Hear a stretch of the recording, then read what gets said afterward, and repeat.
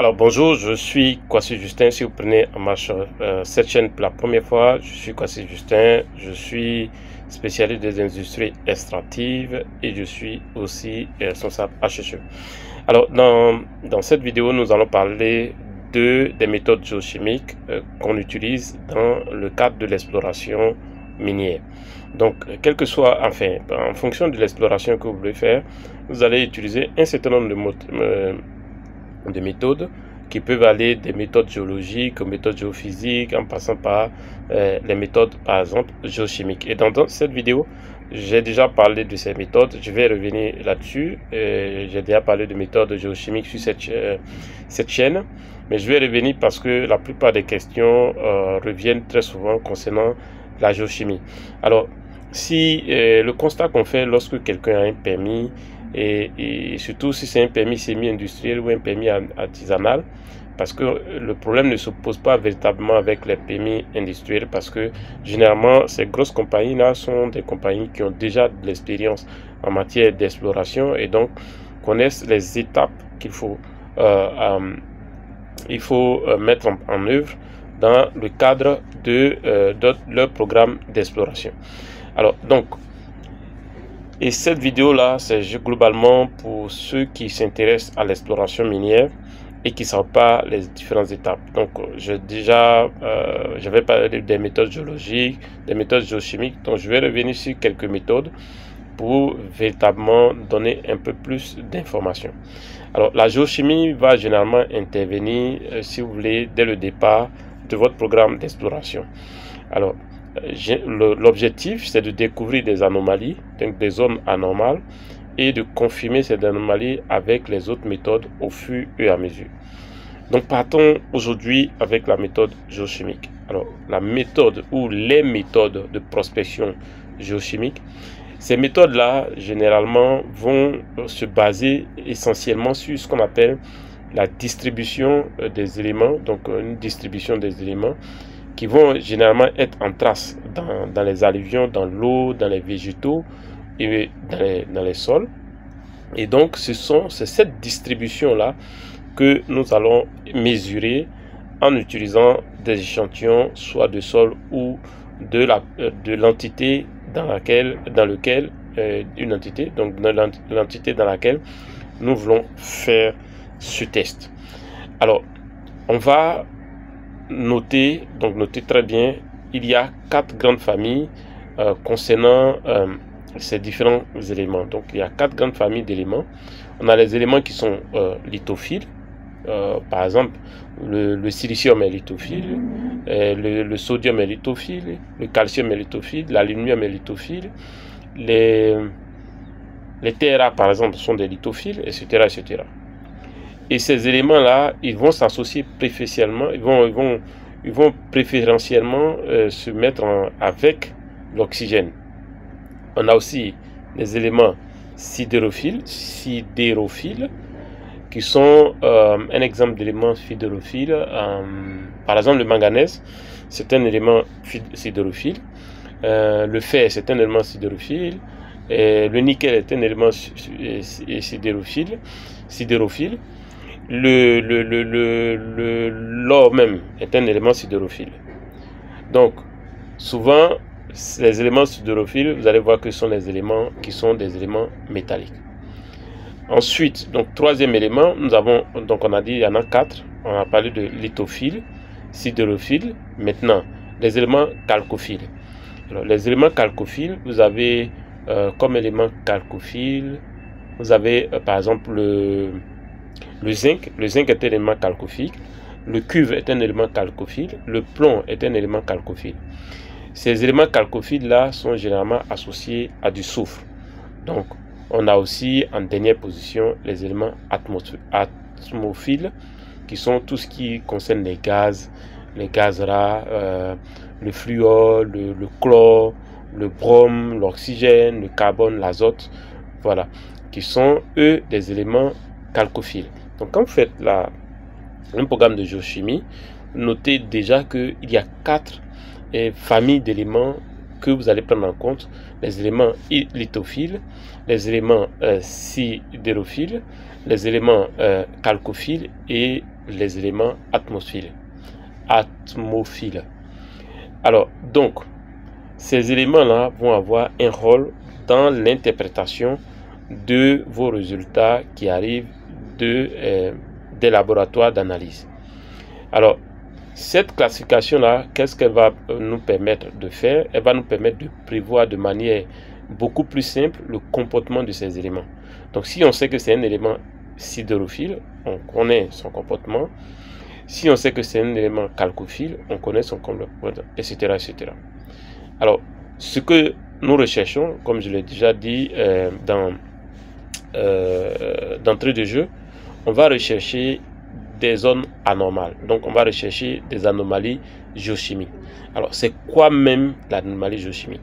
L'anomalie géochimique, c'est quoi? C'est lorsqu'on va avoir une teneur qui va être soit anormalement élevée, donc anomalie, ou anormalement basse, aussi anomalie. Donc, soit la valeur normale est 1, si c'est très en dessous, c'est que l'anormalement bas, il y a une interprétation pour ça. Et si c'est très en deçà, c'est-à-dire qu'il est anormalement élevé, il y a une explication pour ça. Donc, cela suppose qu'on doit avoir un fond, ce qu'on appelle un fond géochimique, qui nous permet de dire il est au-dessus ou il est en deçà. D'accord? Alors, donc, l'anomalie géochimique, c'est une teneur qui va être anormalement élevée ou anormalement basse. Par exemple, si on cherche des anomalies or, on va avoir une certaine concentration ou, si vous voulez, une certaine teneur d'or qui va nous permettre de dire il y a une anomalie aurifère, par exemple, dans cette zone. Alors, donc, nous allons poursuivons. Alors, et cette anomalie-là va avoir un rapport avec la moyenne par rapport à l'environnement. Donc, je parlais du fond géochimique. Alors, c'est essentiellement de la statistique qu'on fait. Donc, c'est basé sur la statistique. Et cette statistique-là va nous permettre de faire notre analyse sur la base du fond géochimique. Donc, si vous connaissez pas le fond géochimique de la zone, vous risquez de faire une interprétation qui ne soit pas correcte. Donc, vous avez dit qu'il y a une zone anormale, pourtant, il n'y a pas d'anomalie. Alors, donc, lorsqu'on se base sur une distribution gaussienne, par exemple, comme j'ai dit, c'est des calculs statistiques qu'on fait. Un échantillon, on va considérer un échantillon comme étant un échantillon qui est anormal si sa concentration, par exemple, dépasse de 2 ou 3 fois l'écart-type de la moyenne, de la valeur moyenne. Donc, on a la valeur moyenne. Si la concentration qu'on a eue dépasse de 2 ou 3 fois l'écart-type de cette valeur, de la valeur moyenne, alors on va dire qu'on a une anomalie. D'accord? Alors, en surface, qu'est-ce qui va se passer?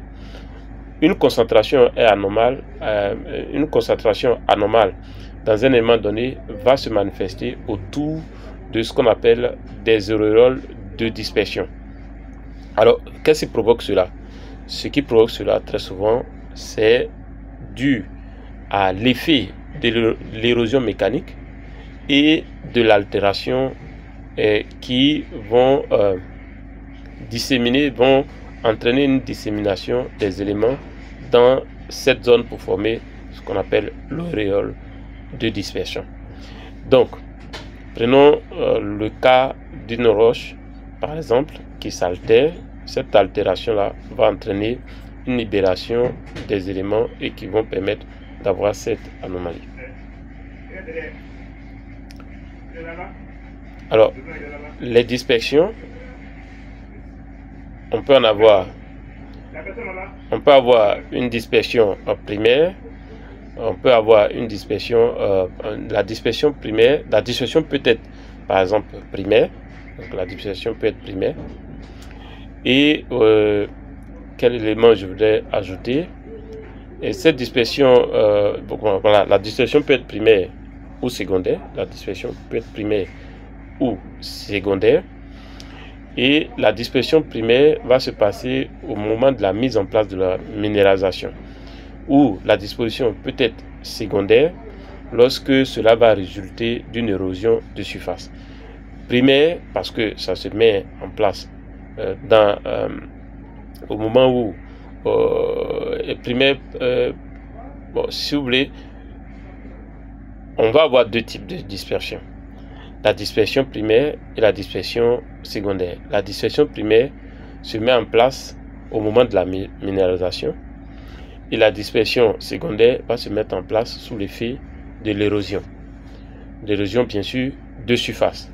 On a deux types, il faut noter pendant cette phase, il faut noter deux types de transports qui vont apparaître.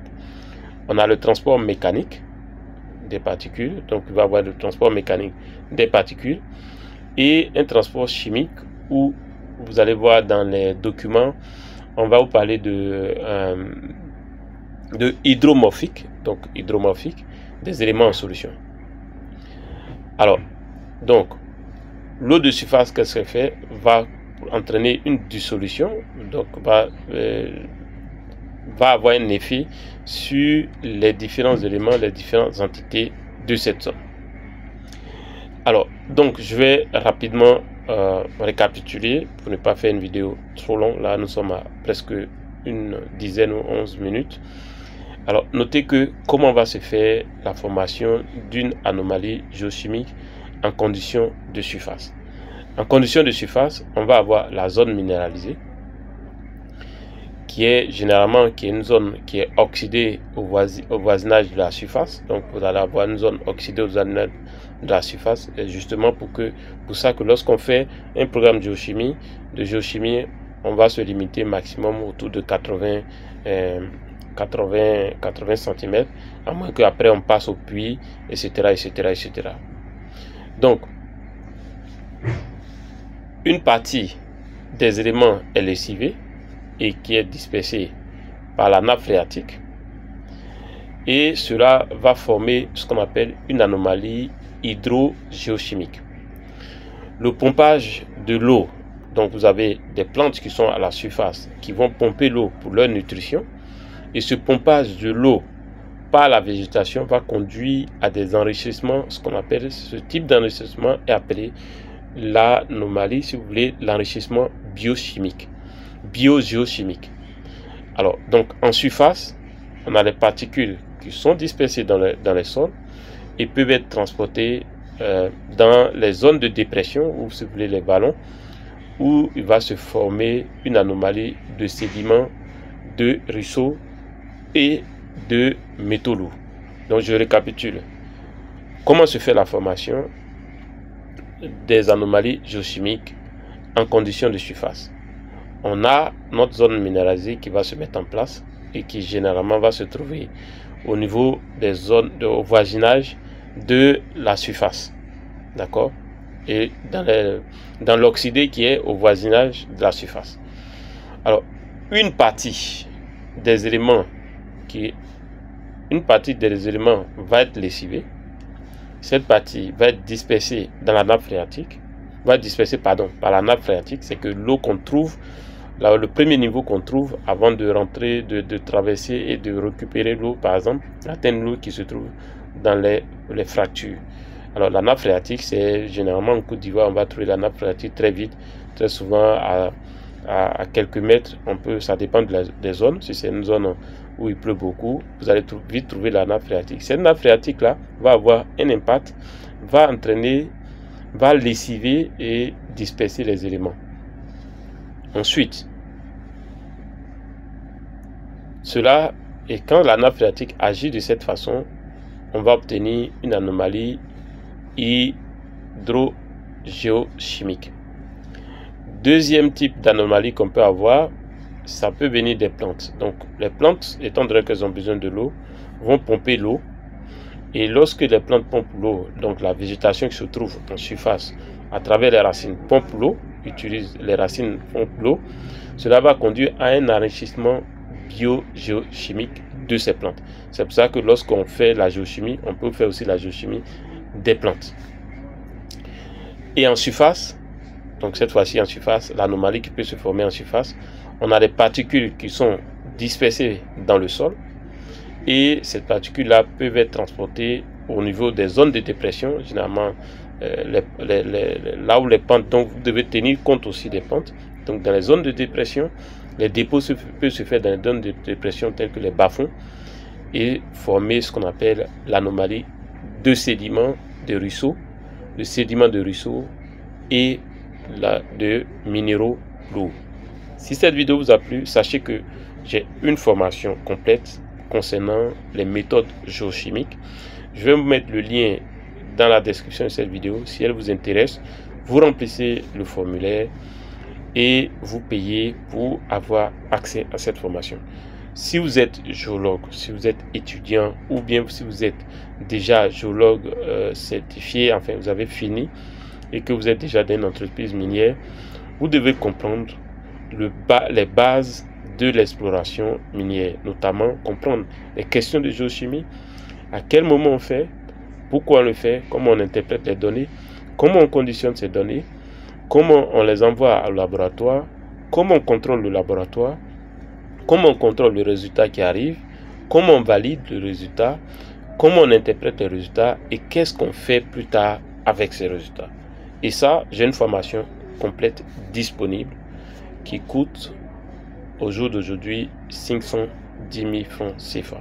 Ça s'adresse essentiellement à ceux qui ont besoin d'avoir des connaissances approfondies dans les questions de géochimie sol. C'est une formation complète disponible en ligne et à la suite de cette formation, vous avez aussi des séminaires qui sont disponibles auxquels vous pouvez participer. Vous avez la possibilité de payer en plusieurs parties cette formation. Donc vous pouvez payer dans un premier temps par exemple 250 000 ou 300 000 et ensuite payer le reste.